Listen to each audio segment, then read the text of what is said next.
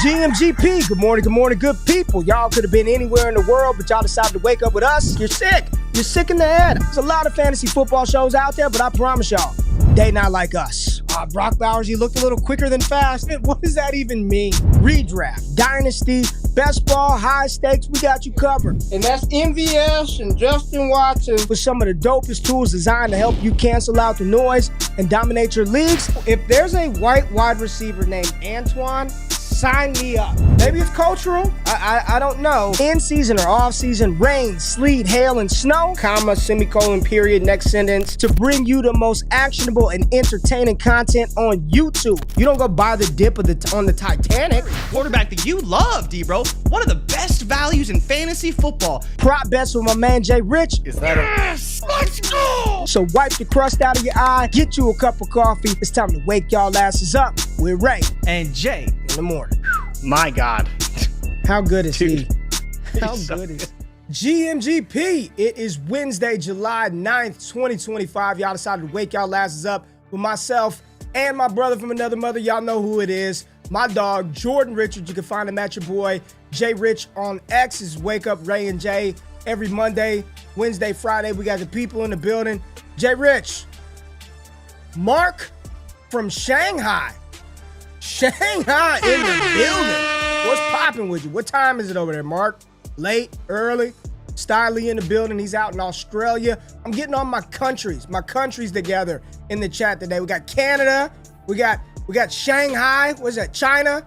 We've got Australia in the building. Where we at, baby? We got Rhode Island. The country of Rhode Island is in the building. We got the people here. Eric Bryant, GMGP. What's going down with you? Hold on. What am I hearing? Is this new music, Jay? I did get you some new music. We Fizzle. I love you, but Jay Rich has switched up the tunes. I don't know who this is, Jay. I don't know who this is. I see Cold World TDE in the building, Fredo in the building, Joe, Walt, General Manager Walt in the building, Jimbo in the building, HK Survivor, Jorge from Rhode Island, Patrick Price. We just love shouting out the good people who wake up with us every Monday, Wednesday, and Friday. Appreciate y'all being in the building. If you are watching live, hit the damn thumbs up button first and foremost. 20 likes, almost 100 people in the building. Hit the thumbs up button, like the content, and if you are leeching off of the content for free, so do us one thing and just subscribe to the channel. Help us grow. Got a lot of content dropping on the channel. A new 2026 prospect summer scouting profile is up right now. We went down to the Bayou and Bengals, man. And Bayou Bengals, LSU's Garrett Nussmeier. He ain't the next JD5. Probably not the next Joe Burrow, but pretty damn good. Jay Rich, I know you love you some Garrett Nussmeier. His daddy is the OC down in New Orleans. The OC in New Orleans. So we got some Nuss Bus on the channel for you to check out. And dropping tomorrow, a Clemson Tiger will be on the channel. We got Cade Klubnik, my QB1 going into the 2025 season. Cade Klubnik, all the things that he brings to the table. Summer Rookie Scouting 2026 class is underway.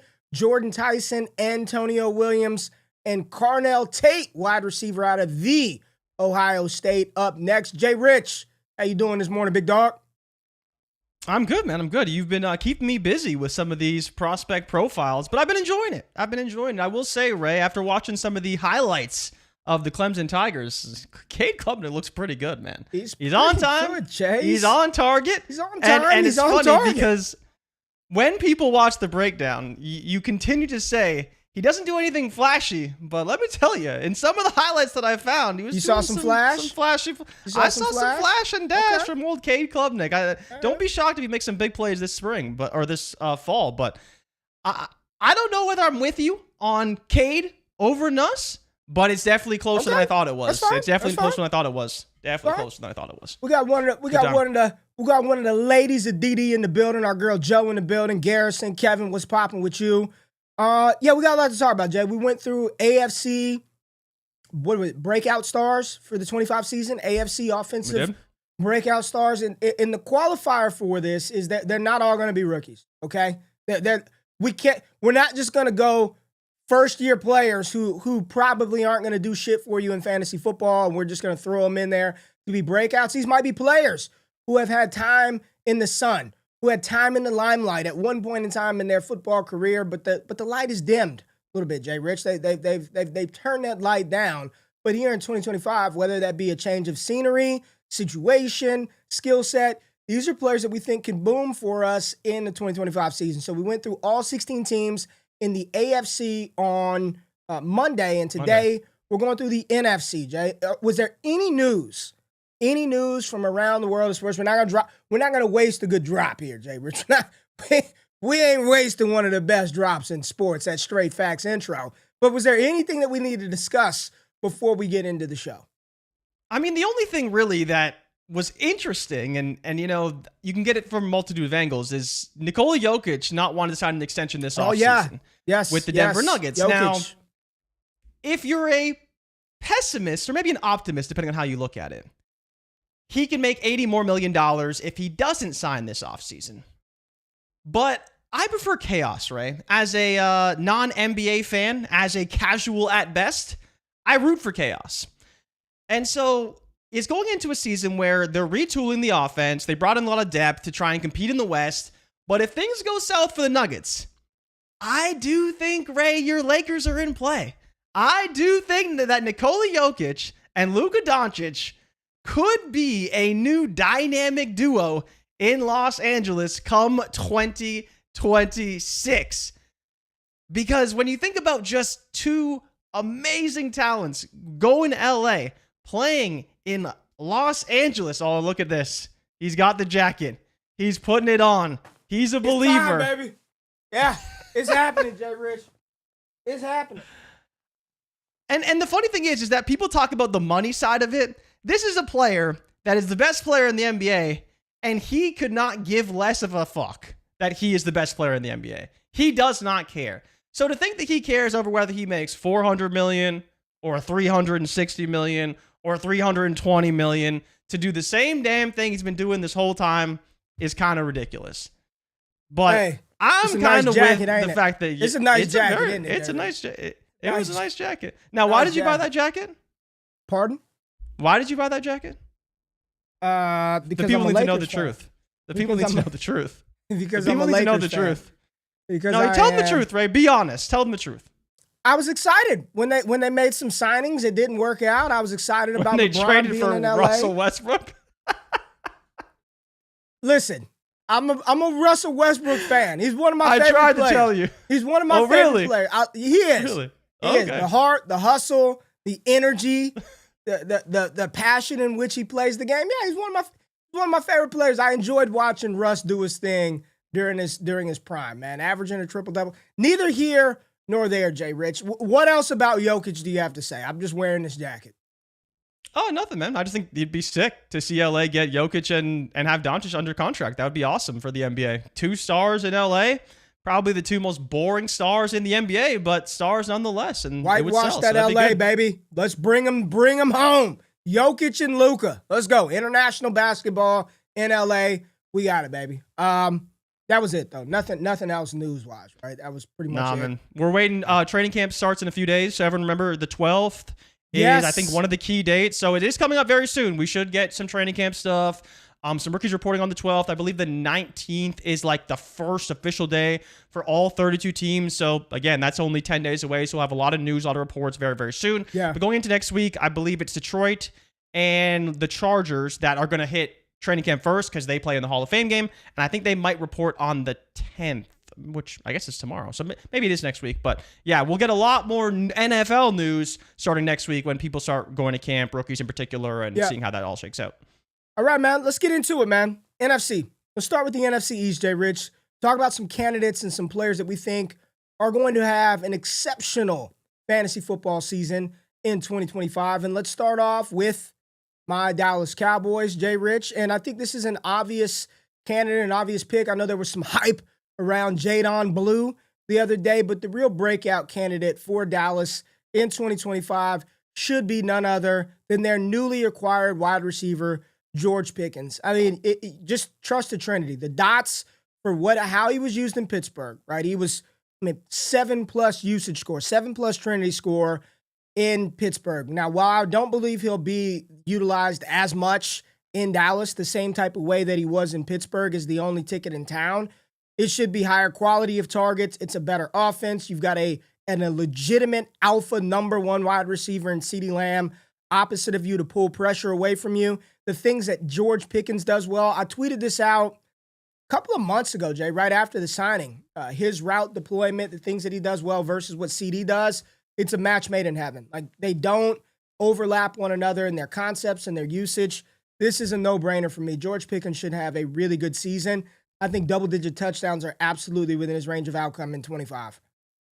Yeah, absolutely. And even just from like what Dak said, and Adam brought it up in the chat talking about asking your thoughts on Dak's comments. Dak was asked about George Pickens and his ability to fit in the offense. And Dak basically just said, like, look, he can make a play separating, and when he can't separate, he can still make a play. You have to just put it within his radius, and he will go get the ball. So his job is just to get it to George Pickens in a spot where he can still get it and a defender can't, and that's going to be his job as the quarterback. But he seems very excited for George Pickens. Obviously, you and I are very excited for the prospects and the upside that this offense has with Dak fully healthy for a whole season. George Pickens and CeeDee Lamb are a real dynamic duo that complement each other very, very well. And this is the clear, obvious, has to be breakout candidate because Pickens has been good in the NFL, but this should be his first 1,000-yard season. If he hasn't had one yet, I don't think he has. He might have like barely over 1,000, but I'd expect 12 to 1,300 for Pickens this season. Yeah, I consider that a good season.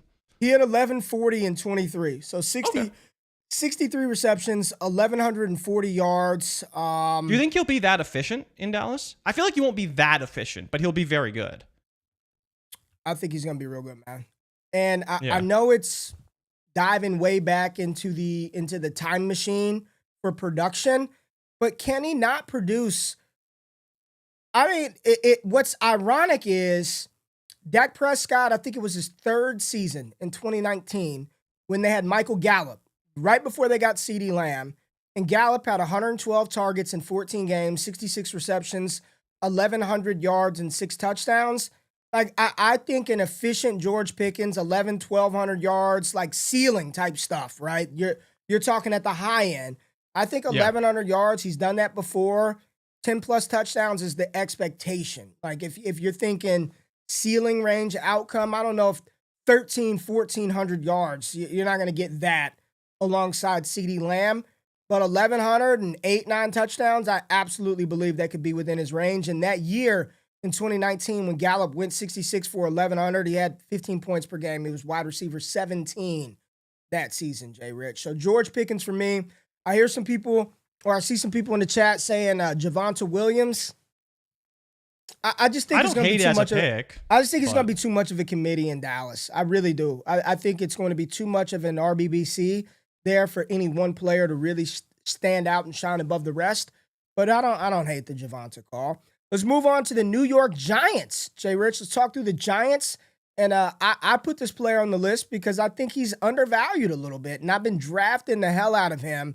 DraftKings, Underdog, FFPC. But I do believe the breakout, and he will cement himself as the team's primary ball carrier. And why wouldn't they give him the ball when they're not paying him anything? They just need to continue to use him. Now he's got to hold on to the ball. But for the Giants, I am rolling with second-year running back Tyrone Tracy. I know they drafted Cam Scatterboo out of Arizona State in the 4th round. Good for Scatterboo, good for depth for that offensive backfield. But I do believe that once we get to the season, number 29, Tyrone Tracy, will be the primary ball carrier for the Giants. Remember, New York's offense was not good last year, but a lot of that stuff went south once they lost one of the best left tackles in football. Andrew Thomas went down for injury, and then shit hit the fan right after that. Andrew Thomas is back. Evan Neal is no longer in the starting rotation from what I've read. I think it's all Tyrone Tracy in 2025. Yeah, no, Ray, I couldn't agree more. And I think one of the best things for this team is actually how strong the defense should be this year. Yes, the offensive line was a problem, but an even improved defense keeps them in more competitive games and probably allows them to run the ball and be more balanced offensively. Pair that with the fact that you have a quarterback now in Russell Wilson. We may not like him as a quarterback, but he actually can throw the ball down the field. And when you're forcing a defense to at least defend you down the field, then it opens up potential running lanes for the running back as well. So we know they have to respect Malik Neighbors, and now in theory, they have a quarterback that can actually get him the ball down the field. Again, opening lanes up and softening the defense for a rusher like Tyrone Tracy that can be more dynamic. And of course, you could say Scattaboo if you want, but I wholeheartedly agree with you. I think Scattaboo is a compliment at best. I think the only fear for Tracy is if they use Scattaboo on the goal line, which, based off the way that he plays, would actually make a lot of sense, potentially limiting Tracy's touchdown upside. But he's been great running the football. We know he's a great receiver, so I think those two combining together can make for a breakout season in his second year. Yeah, Patrick hit the other sleeper. If I were going to pick another name for the Giants, it wouldn't be Wan'Dale Robinson. It wouldn't be Cam Scattaboo. It would be Theo Johnson, their young tight end out of Penn State going into his third season. But for me, it's all Tracy all the time. All right, Jay Rich, the Philadelphia Eagles. We have failed in our assignment. We got nothing. I mean, we've got nothing for Philadelphia. We want to at least provide some names that we can have a conversation about.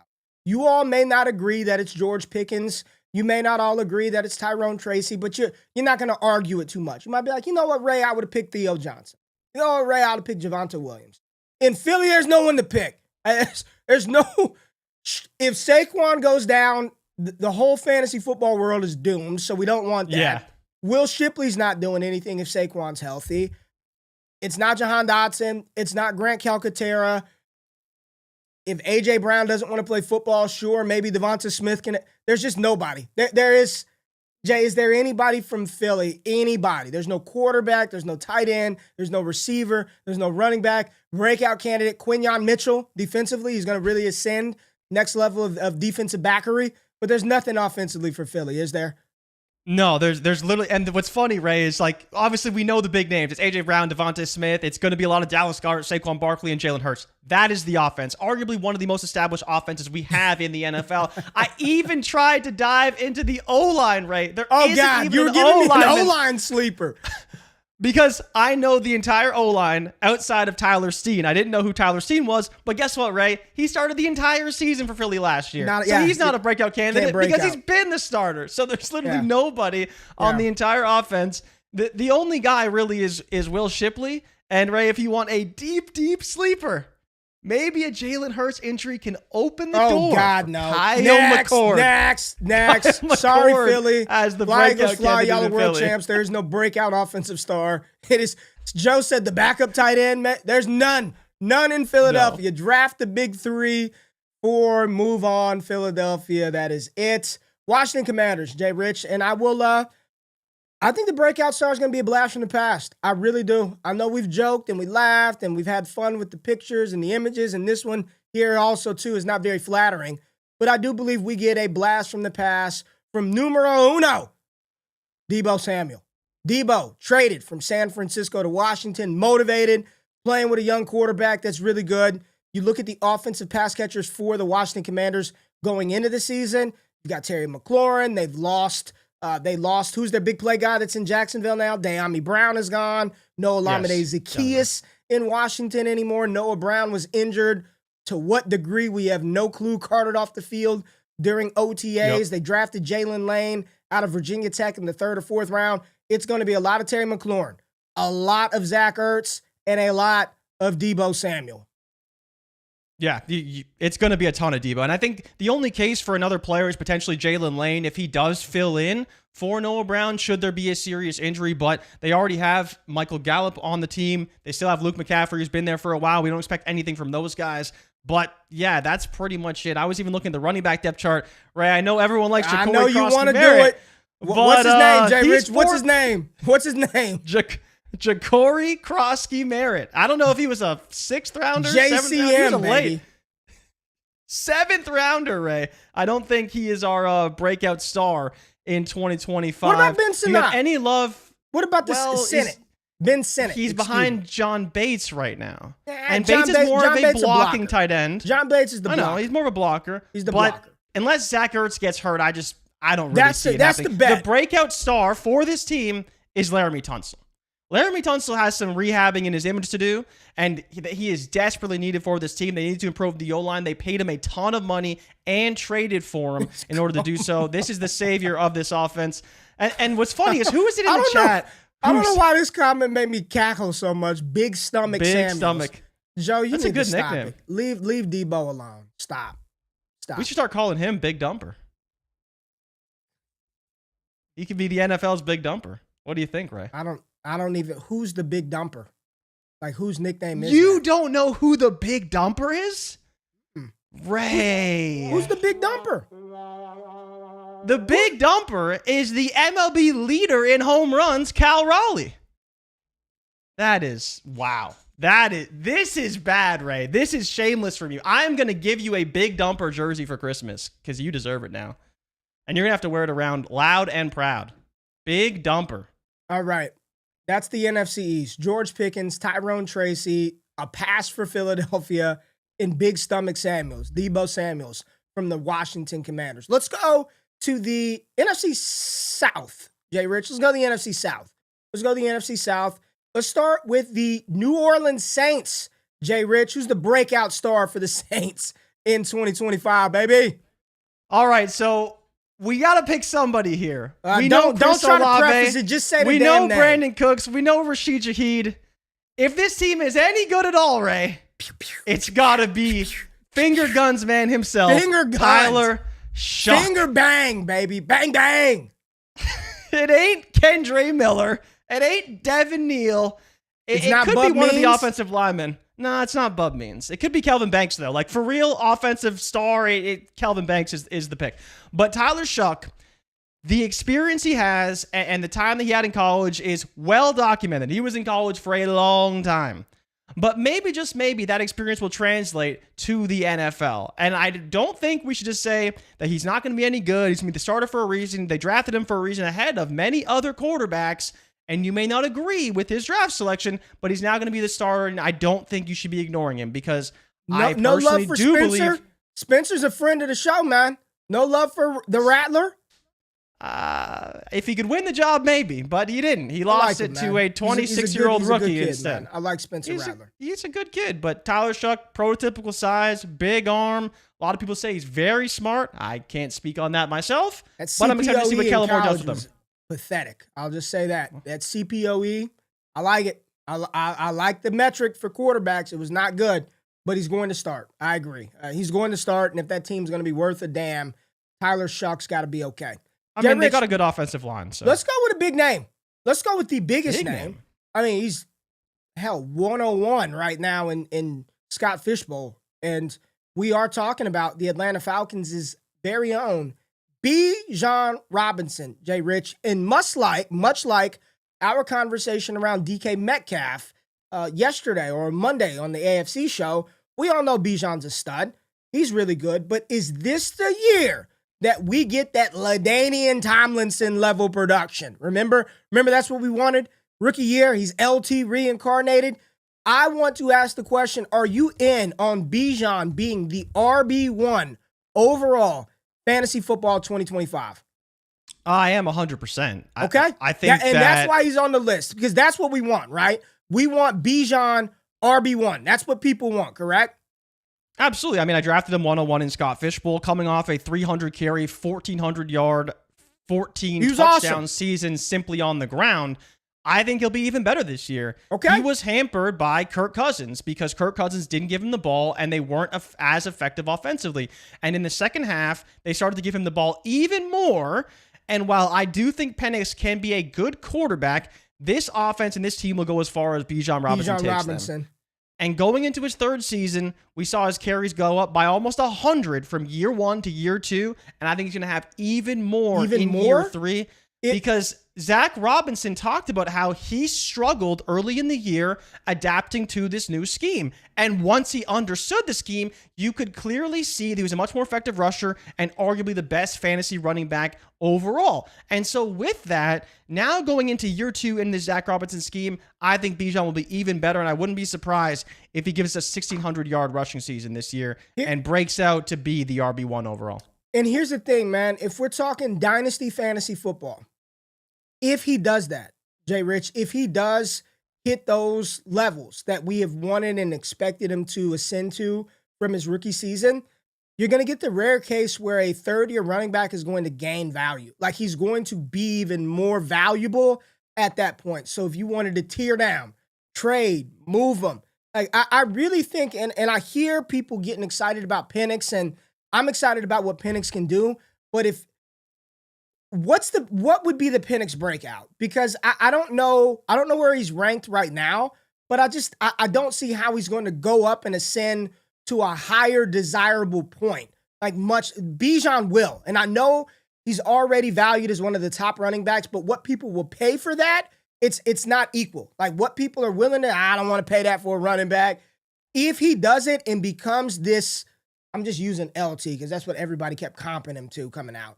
That type of scorer, where he's 20 points per game last year and he's getting you 24, 25, people would be like, man, I'll give you a full draft class for Bijan. It finally happened. He's got Penix going into year 4. I think there's more room for upside with Bijan Robinson than there is with Michael Penix. Jay, let's move on to the Carolina Panthers. Breakout star for Carolina. We will go to QB spot. Who are we talking about? We are talking about none other than our favorite quarterback in the NFC South, Bryce Young. This is the year, Ray. They drafted a wide receiver. The offensive line, year 2 of a revamped offensive line. They have a stout running game with Chuba Hubbard at the helm and brought in more pieces to supplement it. They have a complement of receivers that seems usable. And now it's on Bryce Young to make it happen. We saw it in the second half of last season and what he can be, what his potential could be, but I still think there's a level up for him, and I think Dave Canales is going to get the absolute best out of Bryce Young in his third season, second year under Canales. Very, very excited for this team and very, very excited for Bryce Young. He has to be the breakout candidate. It's not McMillan, it's Bryce Young. I kind of wanted to put XL there, man. I kind of wanted to put... Do you think he's going to break out? If it's going to happen, here's the thing. If it's going to happen, it's got to happen this year because think about it. They just drafted Teterow, right? So he's not going to have a long leash. If it doesn't happen for XL this year, he's just an innocent bystander at that point. So if there's going to be a receiver breakout, I'm gonna give Teterow and McMillan a year to acclimate, to get involved in it. Do you think, though, that Bryce Young can support 3 receivers? Because the problem is that we like Thielen and we like McMillan. Thielen, but isn't there a point in time where Father Time is undefeated? Where it's just like, okay, you were good last year, but you are older, right? You're another year, more mileage on that. I mean, that's what we thought with Thielen. We thought he was done but already. He came out and was great. Was he not also a product of necessity? Was he also... Potentially. But if you deliver on being a product of necessity... There was nobody else there that could catch the damn ball. At the point when Thielen was going off, they had nobody else. So I'm not discrediting what Thielen did. But how he got there, I don't think that the playing field is as equal as it was last year. The way he got there last year was... He was the only ticket in town. XL couldn't hold the ball. He was a rookie. He was hurt. He had David Moore. I think that the path for Bryce to distribute the ball to more weapons is definitely available in front of him this year opposed to last year. They've just got more offensively for him to cycle through. For sure. And like, I hear you, but at the same time, it's like, well, yeah, there's nobody there, but Thielen at 34 years old as the top coverage, like from a defensive perspective, he's the only guy you had to cover because Leggett still had 22 more targets than him, but amassed less than 100 yards less than him. Yeah. Right. So that's the thing is that I hear you 100%, but this is a guy that averaged 10.1 yards per reception and only caught like 58% of his passes. Well, we're on so board. We both picked Bryce. Right? I just said I thought about putting Xavier Leggett there. Yeah. I'm not stumping for him. I considered putting Xavier Leggett in this spot. All right, Jay, where are we at? Who's the last team? Tampa Bay. We have 2 names to offer up for tribute. So let's just talk through the 2 names and see which one the chat wants to put there. Talk about the rookie first. Mek Egbuka. That's an easy name. Yeah, I think the chat's all going to pick Ibuka, right? Just what we've heard from Baker Mayfield and his preparation and being ready and how he can be deployed all over the offense. We know that Chris Godwin is still hurt. I still think that there's a world where Ibuka could supplant Jalen McMillan right out of camp and show that he's the better receiver and be in those wide receiver 3 sets. It seems unlikely, but then you still have Mike Evans, who gets banged up from time to time. And I think with everything we saw last season and knowing they're probably going to pass the football a lot again in 2025, there is a real world where Ibuka breaks out. And I don't know if that's necessarily not baked into his price because he's still pretty expensive when he could be the wide receiver 4 for this team. But I do think there was also a potential upside for Ibuka that is accounted in his price that you should be aware of because he was very good at Ohio State and he's going to be very good in the NFL as well. And see, this is where I guess I'm just not 100% sold on the fact that Jalen McMillan just goes away. Like I'm just not. Fair. That's fair. He was too good down the stretch when they needed him for him to go away. Like he didn't play bad. I really think. But it's the exact opposite case you made for Adam Thielen. Right? I get it. When they needed him, he delivered, and he won't go away. Let's offer up. Right? Let's offer up the second name that I brought up and wanted to bring up. I do think that there's a chance that one of the breakout unsung heroes for this Tampa Bay offense in 2025 is number 44, Sean Tucker.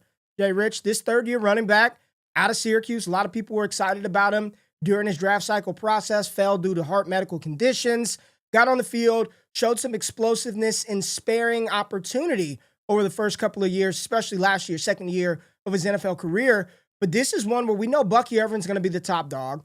Rachaad White's going to get opportunity, right? He's a veteran player. He's going to get opportunity, but he does not bring any juice or explosiveness to this offense. That is the one thing that Sean Tucker can do, is bring an explosive element to this game. Between the 20s or in the receiving game, there's no doubt that Emeka Egbuka, if he hits 50% of his ceiling, right, this season, that people are going to want him more. He's going to hold more value. I'm not debating that at all. But if there were going to be an unsung hero for this Tampa Bay offense, let's just vibe with me here. And if I'm saying shit that is completely not within the reality of what can happen, let me know and stop me, Jay. Mike Evans has not been the perfect model of health and consistency over the past few years of his career, and he's getting older. We know Chris Godwin suffered a season-ending injury last year, and the reports are they hope he's ready for the start of the season. So you got two veteran pass catchers that may not be 100% early in the season or throughout various points of the season. You've got a dope running back, but Bucky's not the biggest guy, and they didn't load him up with a bunch of touches last year. That's what made him so good, so efficient. Like, what is the more probable outcome? That Sean Tucker is a rotational piece in this offense, or that Emeka Egbuka has a bigger role in this offense a lot sooner than anybody thinks? Well, it's tough, right? So just breaking down the backfield, Bucky had 207 carries. Rachaad White had 114, but to your credit, Sean Tucker was the only other running back that got carries. He had 50 last season and did have 300 yards on those 50 carries.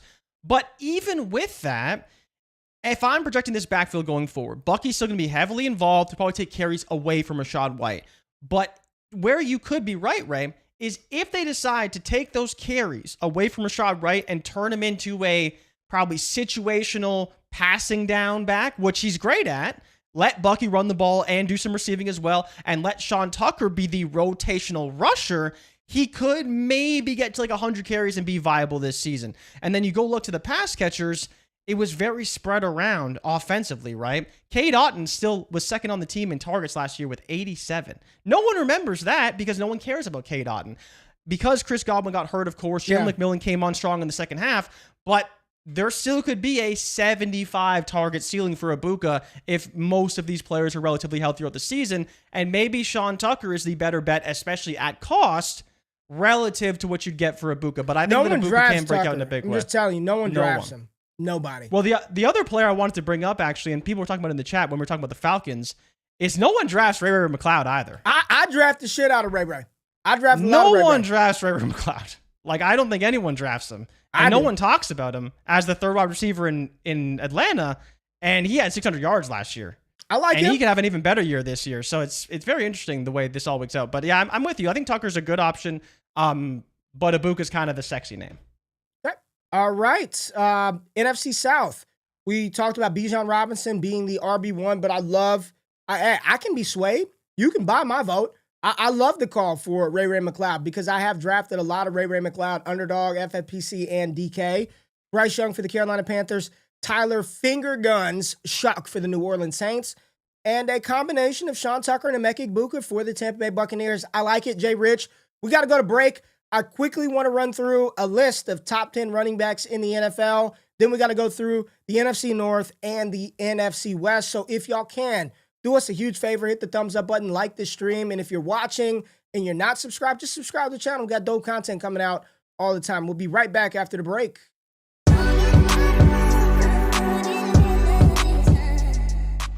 Welcome in, everybody, for another stream over here on Bleacher Report, NFL Daily. You can find Jay Rich and I every single week here on this app. The moment I say it, they'll say, oh, yuck.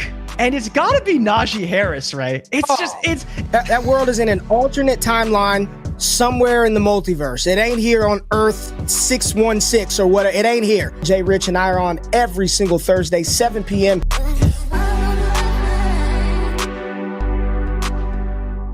Appreciate y'all being in the building. This is Wake Up with Ray and Jay every Monday, Wednesday, Friday, 9 a.m. Eastern Standard Time right here on the channel. If you can't watch live, you can catch it recorded, right? We live. You can catch it after the fact or subscribe to the Wake Up with Ray and Jay podcast feed, and then you can listen to it on podcast if you can't catch it live. Jay, real quick, Joe said something at the beginning of the chat. She said that Daniel Jeremiah and Bucky Brooks were on the Move the Sticks podcast talking about the 26 class, and they said Lenore Sellers, QB1.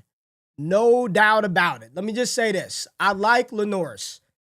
There's no chance on God's green earth I would put him at QB1 right now. Not a chance. I love Bucky. Daniel Jeremiah is awesome, fantastic.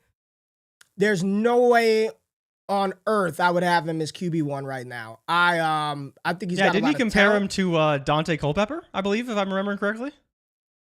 He compared him to Dante Culpepper? I think so, yeah. Yeah. I would love to get on a call with Bucky and be like, how do you agree wholeheartedly on that? He reminds me of a more explosive Dante Culpepper. Big fan. Was the end of that tweet, his latest tweet. Do you even know where do you know where Dante Culpepper went to college? Hell no. Come on, Jay Rich. You don't know where Dante Culpepper went? No way. Where did he go to college? He didn't go to a big school, Jay Rich. He didn't go to a big school. Your buddy, Jordan Vanek, went to that school. Oh, he went to Central Florida, really? Yeah, man. He didn't go to a big school. Yeah, I'm not buying that, Joe. I'm just gonna let you know right now. I'm not buying Lenore Sellers QB1 right now. He's got a lot of talent, but he's got some stuff he's got to work through. Some make the easy for Lenore Sellers. Make the easy for Sellers. But I think he's gonna have a good year in 2025. So, all right, Jay, quickly, man. NFL execs and coaches, they put out a list. You want to go through this list real quick, and then we could wrap up the last couple of divisions? Yeah, let's do it. All right, let's pull it up.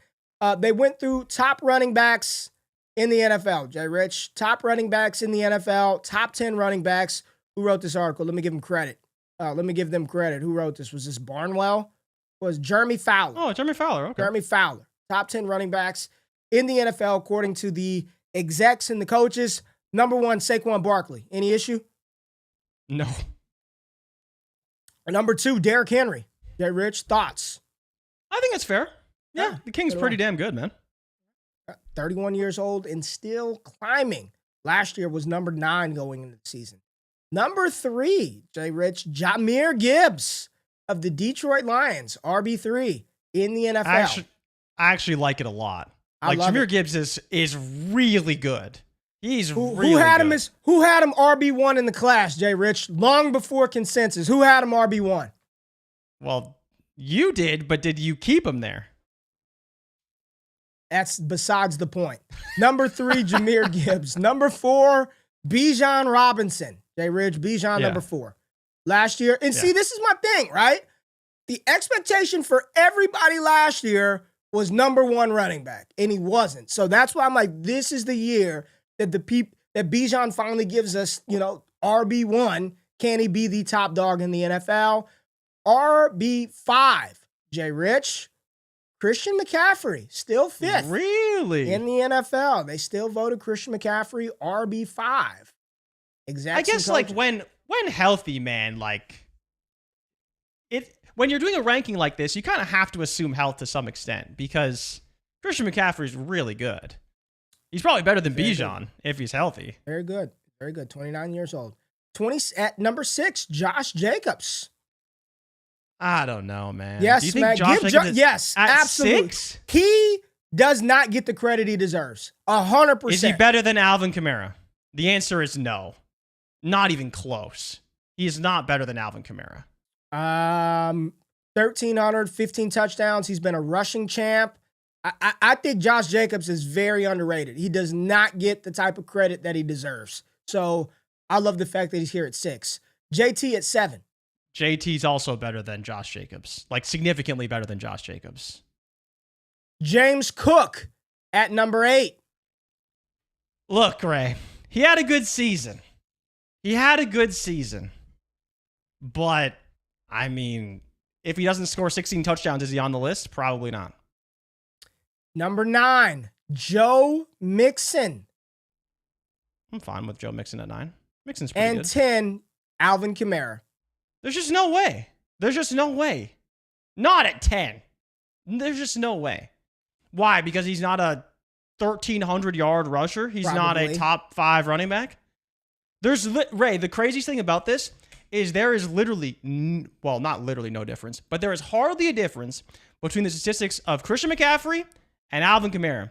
And in certain categories, Alvin Kamara is a better running back than Christian McCaffrey. But he's a 10. I think this is a little low for Kamara too. I think you guys are let me give you the honorable mentions. Bucky Irving, Aaron Jones, Devon Achane, Breece Hall, James Conner. Those were the honorable mentions. Yeah. I don't think we're giving Josh Jacobs enough credit. He's an absolute hammer. Jay Rich, Josh Jacobs, an absolute workhorse. In the literal sense of the word, he is a workhorse running back. He is awesome. Josh Jacobs is freaking awesome. All right, Jay. NFC North, breakout candidates. NFC North, let's start with the Minnesota Vikings. This is an easy one. Who is it, Jay? J.J. McCarthy, the J.J. rookie McCarthy. signal quality. Yes. Who else could it be, Ray? He's got Jordan Addison. He's got Justin Jefferson. He's got T.J. Hawkinson. He's got Aaron Jones. I did think, though, about putting Jordan Mason here.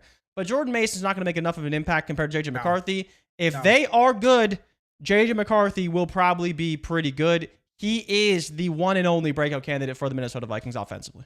Quickly, would you rather J.J. McCarthy, Jay Rich, let's play a game. Would you rather J.J. McCarthy or Trevor Lawrence? This is for this season. This season. McCarthy or Trevor Lawrence. And McCarthy's going ahead of Trevor Lawrence. J.J. McCarthy or Jordan Love? Probably McCarthy. J.J. McCarthy or Caleb Williams? Ooh. Probably McCarthy. McCarthy or Fields? Definitely McCarthy. McCarthy or Nix? Nix. McCarthy or Kyler? Probably Kyler. Safer floor. I mean, McCarthy QB 16 on underdog. Fields QB 10. That's where you went. You went right there. QB 10. Caleb QB 12. McCarthy or May? I'm fine. McCarthy or May? Oh, May for sure. May over McCarthy? Yeah. I think McCarthy can be very good, but I'm worried about the ceiling.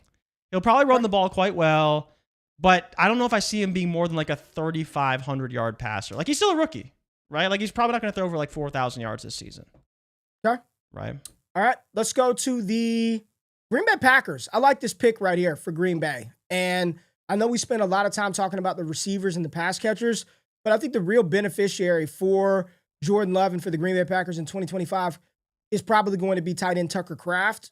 When you look at just his usage amongst some of the other tight ends in the NFL, he's right there.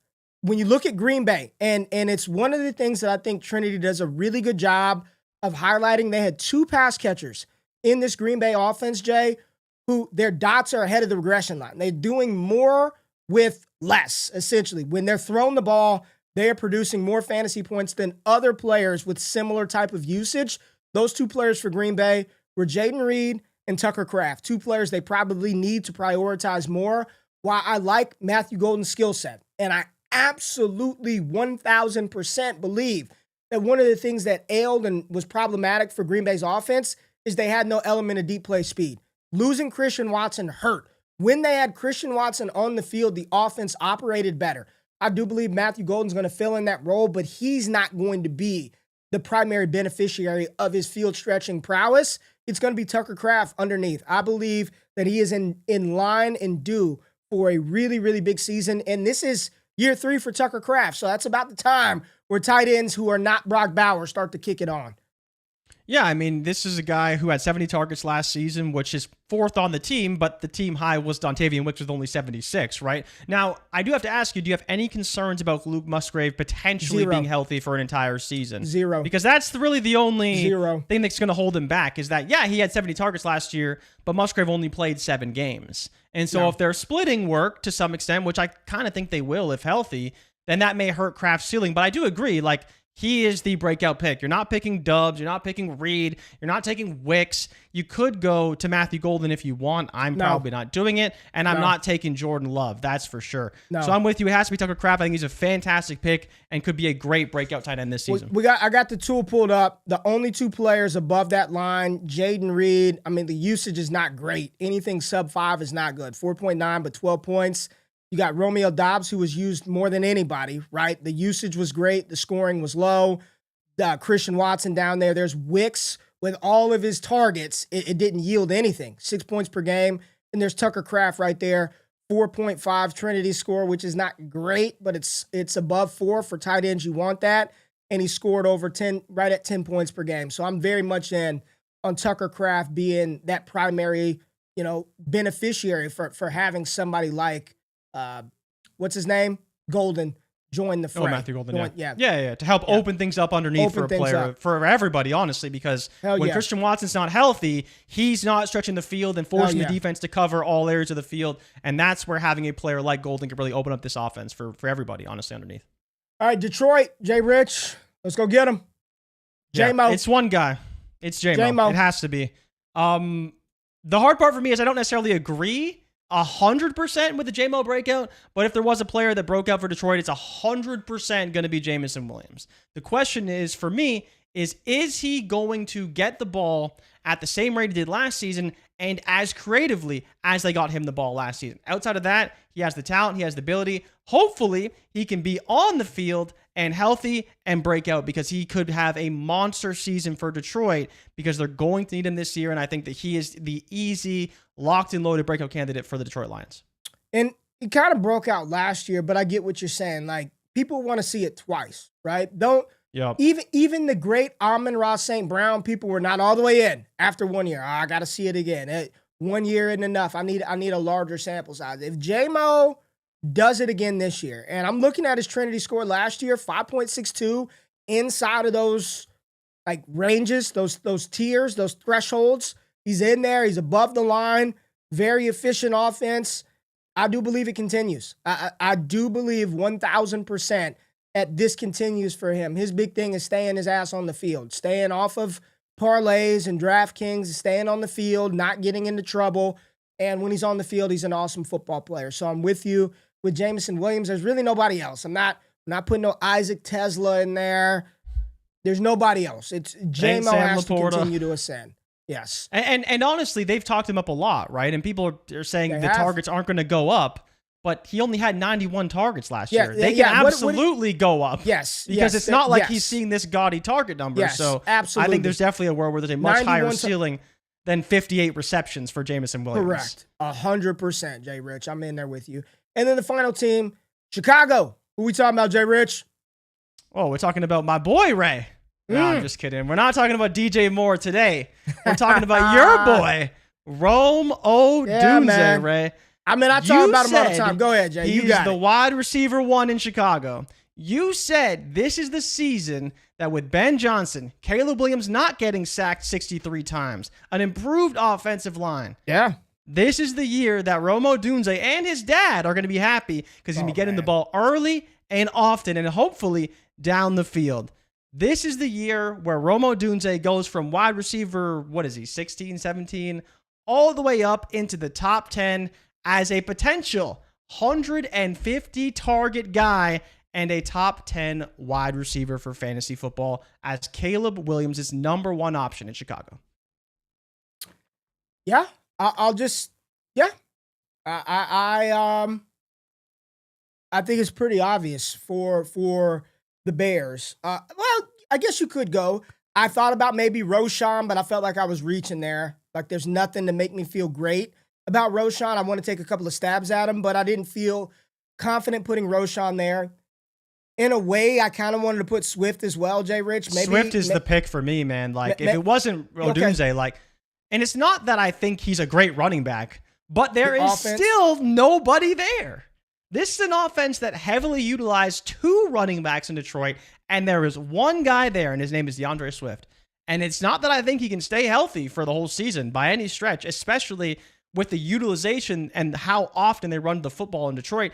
Ben Johnson did say it's a different offense, but he seems poised for 250 carries, pretty easily. And maybe there's an even higher ceiling than that for him if he can stay healthy. So until there is someone else there that makes me think that Swift isn't going to get 250 to 275 carries, he's going to have a monster season volume-wise, and we'll see what he can do with it. Okay, that is the NFC North. Rome Odunze, Tucker Kraft, J.J. McCarthy, and Jamison Williams. There was a question in the chat, and anytime anybody asks anything about that old Trinity, I'm always going to oblige. I forgot who it was, but they said, what is basically what was J-Mo's Trinity outcome look like? What does that comparison and usage look like? So his score on the season, 5.62, really good. Efficiency adjusted Trinity, it went up even more because he's that good. He did more than what normal people do. 6.12. Here go his range of outcome ranges, like the threshold for J-Mo. High end, you're talking about 15.4 points when you look at the usage. 2020 Brandon Ayuk, 2021 Mike Evans, and Deebo Samuel are the usage comparisons year 1 to year 2 for Jamison Williams. So there you go. Very efficient, right? Yeah, got to be very efficient. Very efficient. Well, and that goes to speak. He had sub 100 targets. So you're banking on him being efficient off of that. Doesn't account for offensive court. And we actually added this down here, this little blurb. Let me see if I can unlock this. This little blurb right here where it compares, and just for people who don't know, this compares a wide receiver's usage profile via their score to players from the past 5 years with similar usage to project a realistic range of future outcomes. Using last season's Trinity, the tool identifies historical matches and returns high, medium, and low fantasy points per game ranges based on how those similar players performed in the following season. They're not direct player comps. They're not projections. They reflect what players with similar usage have historically produced if deployed in the same way again. So we did add that little disclaimer there. It's not like a one-for-one comp, but a usage profile comparison. All right, Jay, the final division that we have to talk about, probably the hardest one to identify breakouts for, the NFC West, Jay Rich. And I'm going to start with the first name that I filled out on the NFC West for the Seattle Seahawks. The very first name that I put on here as the breakout is a player that nobody drafts. He goes undrafted. Everybody's excited about the rookie in this situation now. And you're going to look up at the end of the season and be like, damn, how was Noah Fant that good for me once again in fantasy football? I think it's going to be old man Noah Fant. I know everyone wants Elijah Arroyo to come in and take over for Noah Fant, but he's like the tight end where if you don't get one of the elite tight ends, I wouldn't even F around in that 8 to 15 range. I would just punt it, and I would take a shot on a player like Noah Fant, like Tyler Conklin, that go undrafted, that's going to be the team's primary option at the position. Give me Noah Fant for free in 2025, and you'll look up and you'll be like, damn, he had a good season, and he's never going to regain elite dynasty value. You're never going to be able to trade him for all these first-round picks, but if you just want some points, give me Noah Fant in Seattle this year. Yeah, Ray, I mean, I can't even disagree with you. You look to just what they did last season. JSN led the team with 137, Metcalf 108, Tyler Lockett 74, and next on the pecking order, you have Noah Fant with 64 targets, and obviously Lockett and Metcalf are no longer in Seattle.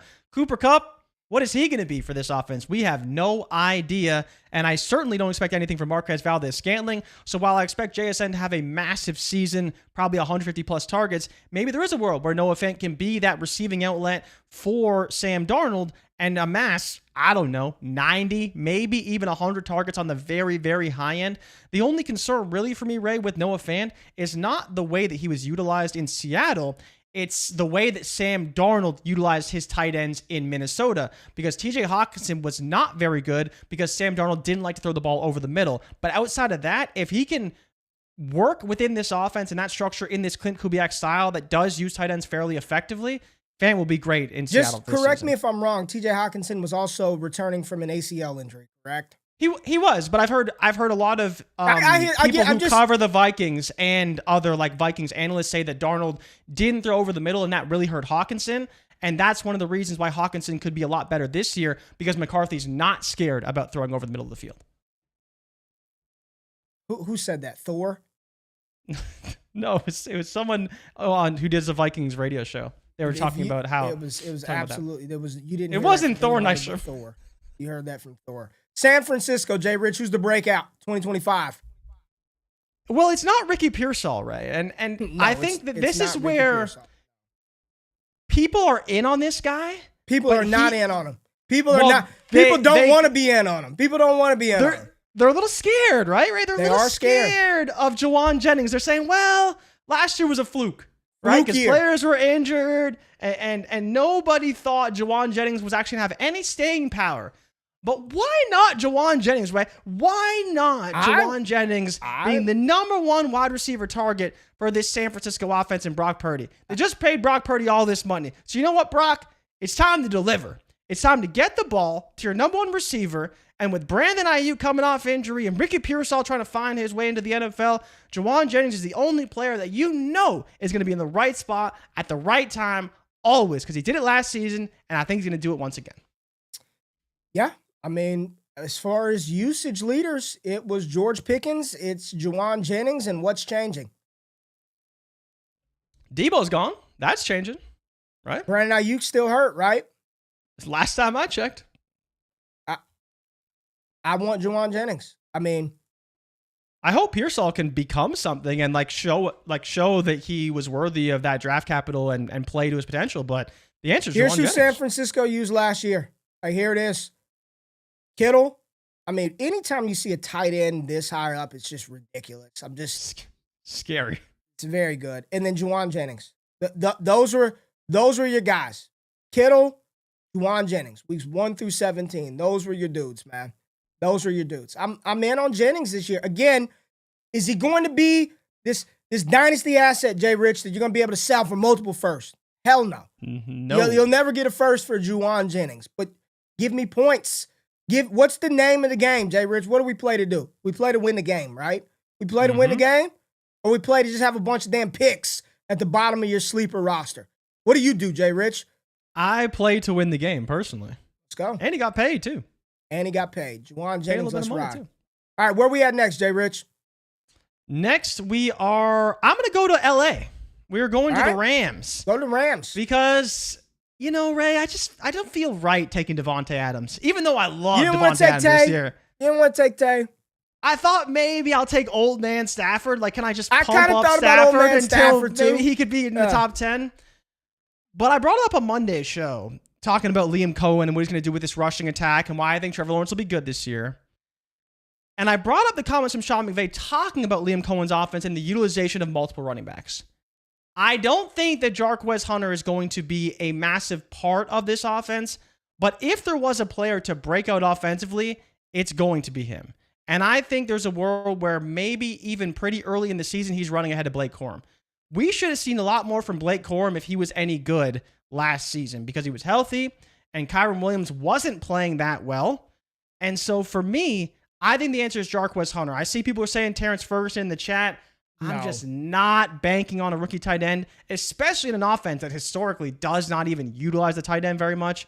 So with Devonta Adams there, I think it's if you're looking for a breakout, it has to come in the rushing attack. And I think the easiest pick is the 4th rounder out of Auburn and Jarquez Hunter.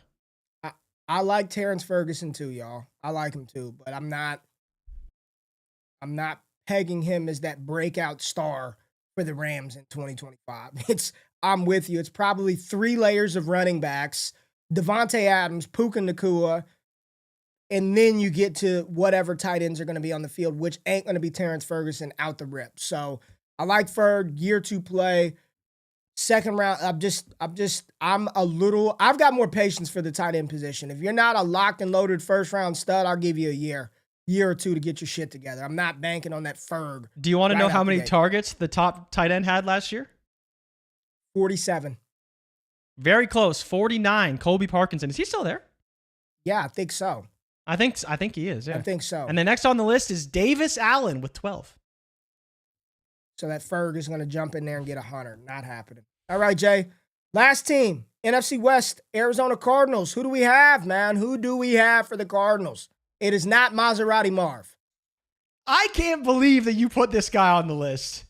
There is no way he's breaking out. You heard it here first. I am proclaiming it. We've been saying it when he got drafted before. And so you're going to need to make the case for being up for Benson, Ray. You got Mr. Beans himself, the originator of being beamed up. The chat was beamed up for Benson. Beamed up for Benson. Last season. So explain to them why you're telling them to get beamed up again this year for old Benson. Let's just go through the offense. Sure, Marvin Harrison, you want to throw him up there? Fine. Put Marvin Harrison on the list. Fine. He'll be the breakout candidate. But for the generational one, I'm not putting him on this list. He should have broke out last year. I think he's going to be fine this year, but we're not going Marv. Low-hanging fruit. It's not Michael Wilson. It's not Greg Dortch. It's not Kyler Murray. There is no other tight end outside of Trey McBride. And then you've got James Conner, who's been a stalwart as a bell cow running back over the last freaking 6-7 years. But again, Father Time, undefeated. James Conner, relatively healthy for the entirety of the 2024 season. Just not banking on it again, Jay Rich. And if there's going to be another running back to step up and take care, they're going to give Trey Benson an opportunity this year. Same coaching staff, same situation. Year 2 of Benson, whether he's going to be good or not, we cannot predict that, but I'm banking on the opportunity. And I do think that if Arizona, they want to see what they got in him, they got to use him. They got to use the kid. So if there's going to be one process of elimination, it's going to be Trey Benson. Yeah, and that's fair, right? That's totally fair. He had 63 carries last year, 4.6 a carry, same as James Conner, oddly enough. And he's been that cow. Connor's been that cow. He's been that cow, right? And he's going to be once again, right? We fully expect James Conner to be the bell cow running back at 30 years old. But as you said, injuries happen. Father Time is undefeated. And maybe, just maybe, they'll try and work in a bit more Trey Benson this season. Luke said, don't say that, Benson. Luke said. Some people were not Luke having said, it. oh, hell no. Why not Benson? Because he didn't boom in year 1? That's exactly why. You know that's exactly why. That ain't why. That's not a good enough reason. Not a good enough reason. Not good enough reason for you. NFC you had no problem West. Pumping him up last Trey year. Benson, Jarquez Hunter, Juwan Jennings, and Noah Fant. Jay Rich, hit that new outro music. I like that. Who is this? I honestly don't know the song. What song this is the new Drake song. This is What Did I Miss? Yeah, see, now you can't even. You're Ray. Just stay on that side, okay? Just stay on that side. Just stay on that side. I didn't even listen to that song. I have not even listened to that song. Can I ask you a quick question? Yeah. Because I am on the clock in Scott Fishbowl right now. Yeah, let's do it. Who should I pick? Joe Mixon, Kenneth Walker, James Conner. I mean, DeAndre Swift is a little further down the board. Pacheco, Pollard in my queue as well. Of the running backs, I'm probably not taking a receiver. Bo Nix, Harrison, Kenneth Walker, Smith and Jigba. I could take Hampton, but I'm leaning Walker. Yeah, Kenneth Walker. That was my first thought when you read those names. It's probably Walker or Mixon. how are we feeling about Mixon, man? We feeling all right with Mixon? Mixon scored a lot of points last year, but he's got to be healthy. But I'm kind of with you. I kind of want to take Walker. I took Shuba already. All right, there it is. Appreciate y'all pulling up. Appreciate y'all being in the building. We are just, I don't know what we're doing now at this point in the show, helping Jay Rich pick his Scott Fishbowl team. Appreciate each and every eye and ear. Joe in the building. Johnny Lillycrap. Thanks, y'all. Have a great Wednesday. Marlon, James Young, Sick, JB, Patrick Price. Ethan in the building said, why are you writing off a receiver from 1 year? Okay, that's too long for me to read. Scribbles, what's going down with you, Luke? Jamal Benson was efficient. There it is. We got some Trey Benson love. Appreciate y'all being in the building. Make sure you pull up with us this Friday. If you did not check out the content on the channel, Garrett Nussmeier is up. Rookie Summer Scouting. Garrett Nussmeier on the channel today. And tomorrow, Kay Klubnik, the Clemson signal caller, will be live. So make sure you pull up and check out all the 26 content. Jay, anything you want to say to people before we get out of here? Hit the music again. The song went off. Hit the music. It ran out. Hit the music again. Anything you want to say to people before we go? Thank you, everybody, for tuning in. Make sure you like and subscribe. But yes, Cade Klubnik is going to be a banger dropping tomorrow. And then whenever I get to Jordan Tyson, that will come out sometime over the weekend. So like, subscribe, and we'll see you guys on Friday. We're out. Peace.